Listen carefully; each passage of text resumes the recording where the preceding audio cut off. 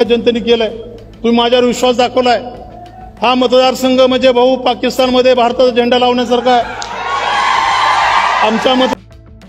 लातूरमध्ये काल लोकनेते गोपीनाथ मुंडे साहेब यांच्या स्मारकाचं अनावरण झालं आणि याच कार्यक्रमामध्ये मात्र आमदार रमेश कराड यांची बोलताना जीभ घसरली।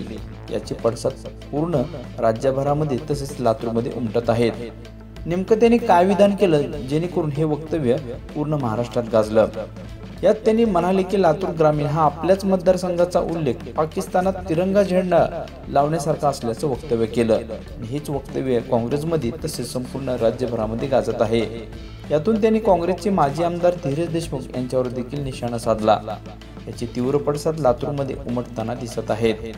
धीरज देशमुख यांनी कराड यांचे विधान अशोभनीय असल्याचं म्हणत त्यांनी जनतेची माफी मागावी असं आता विधान देखील यावेळी केलं आहे।